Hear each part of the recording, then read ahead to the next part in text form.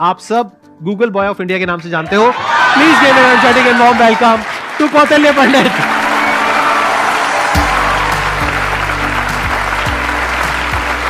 अरे अरे प्लीज बैठो। आपकी एज कितनी है पहले तो ये बता दो। तो अभी करंटली आई एम 14 ईयर्स जी। आपको पता है यहाँ पर जितने भी लोग आए हैं उसमें सबसे कम एज आपकी है अभी। लेकिन सर मतलब जितने भी लोगों से अब तक मैं मिला हूँ आपकी एज के, मतलब 40-50 साल के या 30 ईयर्स के, आपके जितने भी शोज देखे हैं उनमें मेरे को तो सबसे कम उम्र के आप लगे हो। अरे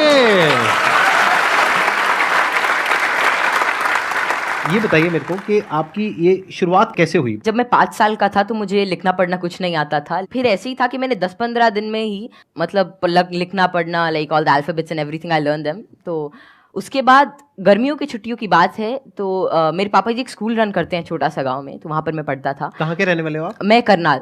अच्छा जी। तो वहां पर एक जैसे हॉलिडे होमवर्क देते सबको एक जनरल कि आपको जो वर्ल्ड मैप होता है, एटलस होता है, अगर जिन जिन को अच्छा लगता है आप वो करके आना, आप मतलब उसे समझ के आना। तो फिर ये मेरे दादाजी ने कहा, फिर पापा जी ने कहा कि तो मैं भी कर सकता हूँ। तो पहले ही दिन मैंने देखा तो I got into it and I learned it. मैं उसमें सवाल पूछता गया और जितने भी मेरे कुछ भी मन में रहता तो वो सब आता गया and within 20 days something I got use to it. और मुझे बहुत ही अच्छा लगने लगा। एंड जितना भी वर्ल्ड मैप वगैरह इस टाइप की रिगार्डिंग जितनी भी चीज़ें होती हैं, पॉलिटिक्स, इकोनॉमिक्स, वो सभी मुझे मतलब things were very easy for me. And उसी के बाद से लोग कहते गए कि नॉलेज बढ़ता गया और तब से मतलब यही है कि सीखने का प्रयास कर रहा हूँ। कुछ भी नई चीज़ मिलती है, like currently I am a student of 11th grade but I am learning things like astrophysics and quantum mechanics. तो I am not very into it but I like to study it. And जितना भी मेरे से हो सकता है मैं उसके अंदर कोई नई चीज़ देखने का प्रयास करता हूँ और कोई नया सवाल पूछने की कोशिश करता हूँ, क्योंकि जितनी भी ज़्यादा क्वेरीज, जितनी भी ज़्यादा माइंड के अंदर जो भी कोई क्वेश्चन आता है I try to get it forward और वैसे ही सारी चीज़ें आसान होती रहती हैं। I try to delve myself deep into it, क्योंकि कोई भी फील्ड इस टाइप का I think that they need one thing that is really important for them, that is questioning. क्योंकि जितने ज़्यादा आप अलग टाइप के क्वेश्चंस पूछते हो उतना ज़्यादा आप उस चीज़ को अच्छी तरीके से समझ सकते हो। तो वही है कि मैं अभी भी क्वेश्चंस नए ढूंढ रहा हूँ, जवाब उनके मिल ही जाएंगे। बस ये है कि जितने ज़्यादा और नए और अच्छे क्वेश्चंस मेरे पास आते गए और आते हैं उनसे मैं आगे बढ़ने का कोशिश कर रहा हूँ। क्वांटम फिजिक्स में वेव पार्टिकल थ्योरी है जी सर। तो उसको आपने स्टडी किया होगा। हाँ, जैसे कि wave particle theory, dual nature of light and matter, वो सब, हाँ वो सब अभी धीरे धीरे मैं कर रहा हूँ। और स्पेशली अभी तो मैं एस्ट्रोफिजिक्स जो है वो ज़्यादा पढ़ रहा हूँ।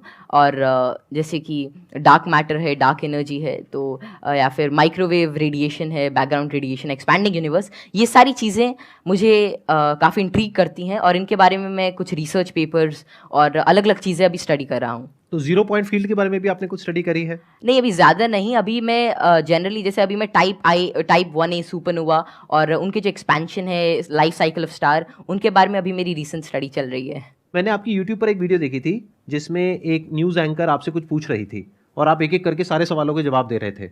तो क्या अभी भी आप उस तरह से सवालों के जवाब दे सकते हैं? कोई भी आपसे कोई भी कैसा भी सवाल पूछेगा तो आप जवाब दे सकते हैं? क्योंकि ऐसा है कि नॉलेज तो एंडलेस है और सब कुछ तो कोई जान ही नहीं सकता।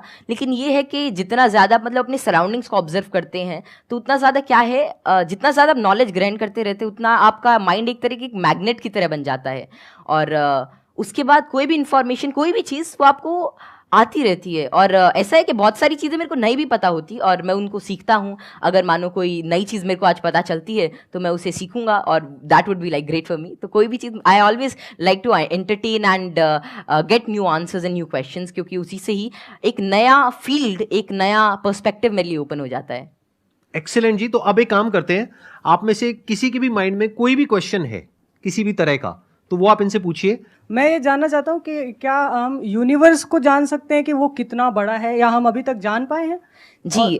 क्या क्या पैरामीटर्स हो सकते हैं उसको नापने के लिए? जैसे कि हमने सुना है कि लाइट ईयर्स होते हैं। जी जी। पर वो कितना बड़ा है, क्या हम इमेजिन कर सकते हैं या हम एक्चुअली में उसे प्रैक्टिकली पता कर सकते हैं क्या? तो जो यूनिवर्स की जो एक्सपैंडिंग यूनिवर्स थ्योरी थी वो एडविन हबल ने दी थी और उनके अकॉर्डिंग जो अभी यूनिवर्स की जो एज है वो नियर अबाउट 13.9 बिलियन ईयर्स है और उसी रेट से अभी एक्सपैंड कर रहा है। तो यूनिवर्स जो अभी हमारी थियोरी है यूनिवर्स के जो मोस्टली एक्सेप्टेड है, that is of expanding universe. अभी के हिसाब से हबल कांस्टेंट होता है दैट इज 65 मेगापास्क। तो जो डिस्टेंस ऑफ यूनिवर्स है that is h times d, तो वही 13.9 बिलियन टाइम्स लाइट ईयर। तो इतना भी हमारा एक एस्टिमेशन है कि इतना यूनिवर्स हो सकता है। जैसे आपने इतनी सारी नॉलेज गेन कर रखी है, क्या आप भूलते नहीं है चीज़ों को, या भूलते हैं? कब रिवाइज करते हैं? हम पढ़ते हैं तो हमें रिवाइज करना पड़ता है, अगले हफ्ते भूल जाते हैं, रिवाइज करने के आपके बाद साथ भी भूल ऐसा जाते कुछ हैं। एक्चुअली ऐसे ही होता है है ना? Yes sir. अगर आप किसी चीज को अच्छी तरीके से देख लेते हैं, उसे समझ जाते हैं, तो उसकी एक आउटलाइन आपके दिमाग में रहती है और फिर आपको उसे ज्यादा रिवाइज करने की जरूरत नहीं रहती। तो वही है कि किसी भी चीज का कॉन्सेप्ट रहता है, तो अगर आपको वो समझ में आ गया तो information is just like I think that information is not the main part. If you understand the thing properly, फिर आपको वो सारी चीजें आसानी से याद रहती है, आपको कोई उसके लिए एक्स्ट्रा एफर्ट्स नहीं करने पड़ते। सर पूछ रहे थे, बोल रहे थे ना कि मैं मैटर के बारे में स्टडी कर रहा हूँ, तो मैं ये जानना चाह रहा था कि जो इलेक्ट्रॉन प्रोटॉन है इनका मतलब सबसे पहले किसने बताया था इनके बारे में? तो इलेक्ट्रॉन की जो डिस्कवरी थी, तो यार 9th क्लास की एनसीईआरटी में मिल जाता है। तो जो इलेक्ट्रॉन की डिस्कवरी थी वो जे थॉमसन ने करी थी, और प्रोटॉन जो मिला था वो रदरफोर्ड के एक्सपेरिमेंट से हमने डिड्यूस किया था। और चैडविक ने, मतलब जेम्स चैडविक ने, जो बेरिलियम की मतलब जो रेडियो एक्टिव सोर्स से डीके को स्टडी किया था, उससे न्यूट्रॉन के बारे में पता चला था। ये तो बहुत बेसिक क्वेश्चन है भैया, कुछ अच्छा पूछो। थोड़े अच्छे क्वेश्चन पूछो, क्या पूछ रहे हो आप लोग यार? टोटली। मुझे आपसे एक क्वेश्चन है कि आप जितने सेलिब्रिटी से मिलते हो, तो आप इतने जो मिलने से पहले जो बात करने का जो होता है नर्वसनेस, इसको कैसे दूर करें? आप जैसे संदीप सर से बात कर रहे हो और बड़े बड़े आप सेलिब्रिटी से मिले हो, तो आप किस तरह से इतना एक्सपीरियंसली आप बात कर लेते हो किसी से? देखिए, जैसे आज मैं यही सोच के आया था कि मैं संदीप सर से मिलूंगा और उनसे बहुत कुछ सीखने को मिलेगा। तो ऐसा तो है नहीं कि संदीप सर आएंगे और मेरे से पूछेंगे चल ये बता, और फटाफट अगर कुछ गलत बताया जाए तो एक थप्पड़ मारेंगे। ऐसा तो होगा नहीं ना। मतलब प्यार से बात करेंगे और अपना आशीर्वाद देंगे, कुछ अच्छा नई चीज़ शेयर करेंगे। तो वही है कि आप मतलब एक फ्री एंड पे रहें, और जहाँ पर भी आप मतलब अपने से आप सच जो है वो एक्सपेक्ट करें कि अगर मैं कहीं से सच बोल रहा हूँ तो थिंग्स वुड गेट ईजी, और make it easy on your brain. और हर जगह से अगर आप कुछ अच्छा सीख करने की कोशिश करते हो, ट्रुथफुल रहते हैं, तो आप में nervousness is just a state of mind, और ये बस चला जाता है, जस्ट मिराज। तो बस संदीप सर हैं आज, है आज इनसे बहुत कुछ सीखने को मिलेगा, आप सभी से आज बहुत कुछ सीखने को मिलेगा। तो आप ऐसा कुछ एक अपना परसेप्शन रखिए और फिर सारी चीज़ें आपके लिए आसान हो जाएंगी। मेरा ये क्वेश्चन है कि जैसे चंद्र ग्रहण लगता है, सूर्य ग्रहण लगता है, तो उसका कैसे पता लगता है कि वो कब लगेगा और किस टाइम में लगेगा, या कितना, उसका कैसे पता लगता है? ये तो पता है कि वो क्यों लगता है, बट इसका कैसे पता लगता है कि अब लगेगा, या कैसे, उसका क्या होता है?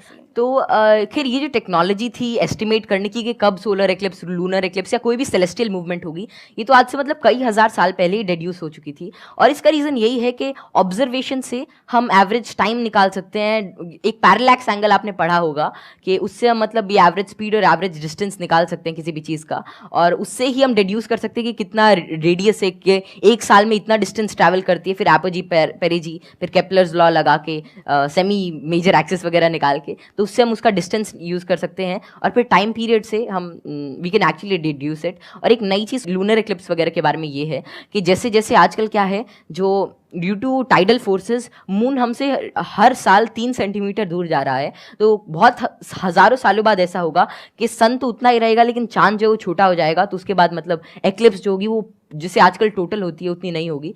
तो ये estimation it is done by using observation. और एस्ट्रोनॉमी एक ऐसा फील्ड है जो हज़ारों सालों तक ऑब्जर्वेशन से ही चला, और बहुत सारे पुराने साइंटिस्ट जैसे केपलर, गैलीली, आर्यभट्ट, जितने भी बड़े लोग थे जो पुराने ज़माने के, वे सभी ऑब्जर्व करते थे। उनकी ऑब्जर्वेटरीज होती थी कि कैसे कैसे जो हेवनली बॉडीज़ हैं ये इंटरैक्ट कर रही हैं, कैसे कैसे ट्रैवल कर रही हैं, इनमें क्या चेंजेस हैं, और उन्हीं सभी चेंजेस को एस्टिमेट करके, उन सभी को देख के आज हमने मतलब ऐसी सारी टेक्नोलॉजी को रिड्यूस किया है कि जिससे हम कर सकते हैं, एस्टिमेट कर सकते हैं उनका टाइम पीरियड, उनका डिस्टेंस, और कैसे वे एक्ट करेंगे। Excellent ji, big round of applause for him.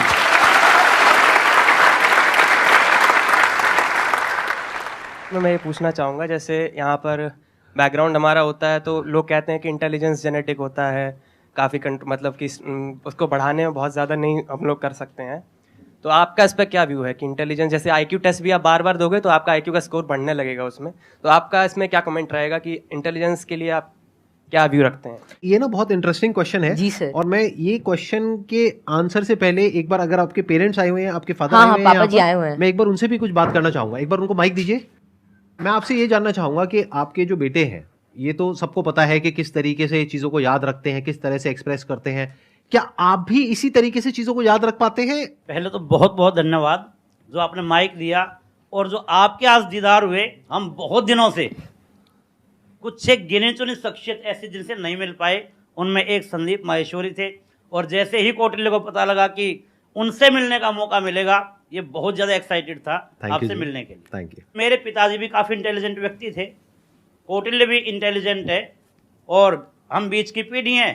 थोड़ा सा मैं कुछ कम हूँ, ये दोनों दादा पोता थोड़े ज़्यादा बहुत ऐसे बच्चे हैं जो मेरे से बहुत ज्यादा इंटेलिजेंट है, मेरे को लगता है, जिनकी बात करने के ढंग से, जो इतने ज्यादा, आपने छोटे बच्चे को देखा होगा, वो बहुत अच्छे अच्छे सवाल पूछते हैं, मतलब वे कुछ भी पूछ लेते हैं, और मतलब आपको लगता है कि अरे नहीं, ये तो इससे मतलब एज से बहुत ऊपर की चीज़ है, मतलब या तो आप किसी और मूड में होते हो, और हम उसे इग्नोर कर देते हैं। तो जैसे जैसे हम सवाल पूछते हैं, उतना ज़्यादा हमारे अंदर एक मतलब चीज़ों को जानने के लिए एक चाह रहती है, और अगर हम वो उस क्यूरियोसिटी को कर्ब नहीं करते हैं, तो उतनी ही ज़्यादा मतलब वो बाद में सवाल पूछता है, उसके एक इंक्विजिटिव ब्रेन रहता है, और curiosity something that drives this intelligence, and I don't think that there is such a great involvement of IQ and genetics. लेकिन हाँ, अगर आपका मन है कि कोई चीज़ जानने का, कोई चीज़ करने का, then it's all about will power, और कितना आप उसमें टाइम डिवोट करते हैं, कितना आप क्यूरियोसिटी और इंटरेस्ट से काम करते हैं।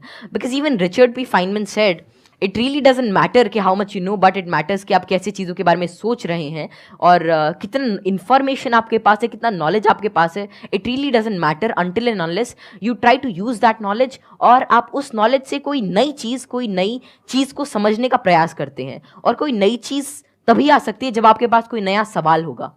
आपने बड़ी अच्छी बात बोली कि क्यूरोसिटी हम सबके अंदर होती है। जी सर। लेकिन होता क्या है कि घर में जाकर के हम उल्टे पुल्टे क्वेश्चंस पूछते हैं, जबकि क्वेश्चंस उल्टे पुल्टे नहीं होते हैं, सामने वाले को समझ नहीं आता है तो उसके लिए उल्टे हो जाते हैं, तो वो उसको चुप करा देते हैं। हाँ, बच्चे को चुप करा देते हैं, और वहीं पे उसकी क्यूरोसिटी मर जाती है। उसके बाद में क्वेश्चनिंग खत्म हो जाती है, उसके बाद में वो रटना शुरू कर देता है। रटने में इंटरेस्ट तो आता नहीं है, तो ना तो अब रट पाते हैं ना समझ पाते हैं, बिल्कुल दोनों तरफ से चले गए।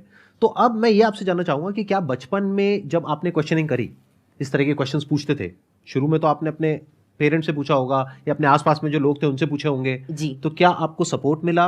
क्या उन्होंने आपको एनकरेज किया, या उन्होंने भी आपको यही कहा कि क्या फालतू के क्वेश्चंस पूछ रहा है? नहीं, जैसे I think I was fortunate enough कि जितने भी मैं सवाल पूछता, कोई ना कोई मेरा जवाब दे ही देता था। और बात शुरू ऐसी होती थी कि मानो कोई घर पे कोई बात चल रही है किसी भी चीज़ को लेकर, मानो दे टॉकिंग अबाउट के एक इकोनॉमिक क्राइसिस है देश में, तो मैं उसके अंदर मैं सुनता रहता था, या कोई भी ऐसी चीज़ हो रही है, कोई स्पेस मिशन जा रहे, मैं सुनता रहता था, मैं चीज़ों को ऑब्जर्व करता था, और वैसे ही मेरे जो भी सवाल आते, I was fortunate enough to get their answers. और मानो अगर मेरे को उसका जवाब नहीं भी मिलता तो मैं पूरे दिन उनसे पूछता रहता। तो एक तो मैंने भी कसम खा रखी थी कि जवाब तो चाहिए ही, तो मैं खाते हुए भी यही पूछता, नहाते हुए भी यही पूछता, और जो भी काम करता मैं मतलब मेरे दिमाग में वही रहता जब तक वो रिजॉल्व नहीं होता। तो ज़्यादा मेरे को दिक्कत नहीं आई, और मेरे को जल्दी ही जवाब मिल गया। और अगर कोई ऐसा रहता तो मतलब मैं भी ठीक था, और मेरे family and everything they supported me really well. तो यहाँ पे वो जो पेरेंट्स मुझे अभी देख रहे हैं, उनके लिए एक बहुत बड़ा लेसन है कि अगर बच्चे कुछ क्वेश्चंस पूछते हैं तो उनके जवाब देने चाहिए, हमें पीछे नहीं हटना चाहिए, और अगर जवाब नहीं है तो हमें बोलना चाहिए, हाँ हाँ, विद ऑल दी हम्बलनेस कि भाई हमारे पास में जवाब नहीं है, आप खुद फिगर आउट करो जाकर। मतलब सर जब मैं छोटा था तो it was lean like 2013 or something, और तब मतलब यही इंटरनेट बहुत कम था, और तो यही था कि कोई सवाल मेरे मन में आता और शायद वो नहीं पता रहता, तो मेरे पापा जी एक डोंगल आता था, मतलब वोडाफोन का, बहुत महंगा उसका रिचार्ज था, मतलब ऐसे मतलब अभी चला तो एक वीडियो देखने के बाद ही खत्म हो जाता था तो फिर वो लाते, और मतलब मेरा जो भी सवाल रहता मेरे को उसका आंसर मिलता। तो ऐसे ही एटलस आती थी और कई सारी बुक्स थी, उन्होंने मेरी बहुत हेल्प करी। और अगर कभी मानो पर्सनल मतलब कोई और out of the box idea आता है, कोई क्वेश्चन आता, तो उसका जवाब मुझे किसी भी सोर्स से मिल जाता।